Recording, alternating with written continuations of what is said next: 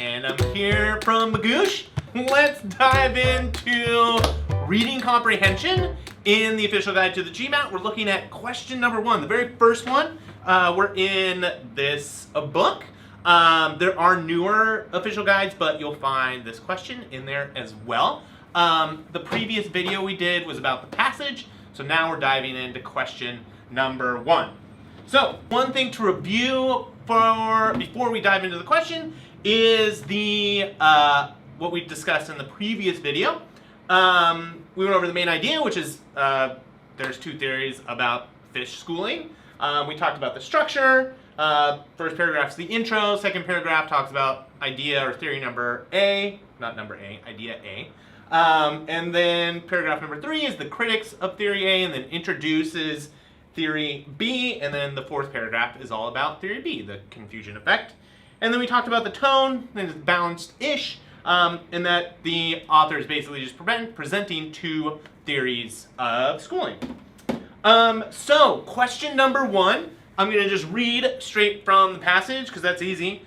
The question says, according to the passage, theory B states that which of the following is a factor that enables a schooling fish to escape predators. Great, so this question is a detail question.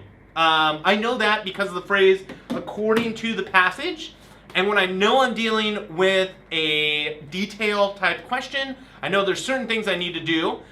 This is my plan. First one, attack the passage, which we already did. Second one, we're going to rephrase the question, which we can do right now.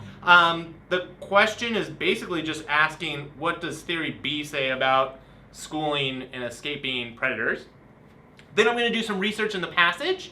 I'm going to anticipate what an answer might sound like, so sort of predict what the answer might be. And then finally, step 5, go into the answer choices, eliminate wrong answers until I arrive at the right answer. Okay, one other thing to remember is that they like to have common wrong answers with specific question types. So, with detailed questions, we have 3 typical wrong answers. 1, an inference. If an answer choice is making an inference, it's wrong because we're looking for a detail in the passage, which means it'll be written in the passage somewhere. A distortion of the passage, where they take something in the passage and twist it, make it wrong just a little bit. And then finally, when they introduce new information. Sometimes it's related to what the topic is, but it isn't in the passage at all. So keep an eye out for the new information. Okay, let's dive into the answer choices. So, answer choice A mentions compact groups as a reason, and this is a distortion of the passage. Compact groups, that's just what schooling is, but it doesn't, that's not what theory B is talking about. Theory B is explaining why compact groups would help the fish to avoid a predator. So, this is a good example of a distortion. We can eliminate it. Answer choice B is awesome. It is the right answer because they mention movement of the fish.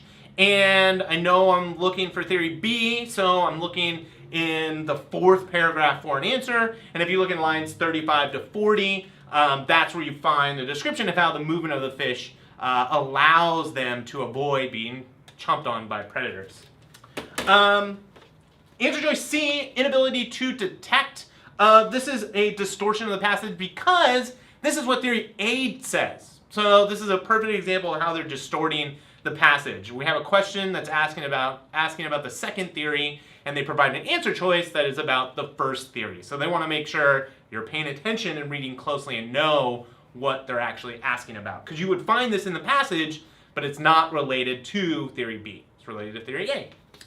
And answer choice D says that the fish can hide behind each other, which is an interesting concept, but not mentioned in the passage. We have no details and no information about fish hiding behind each other.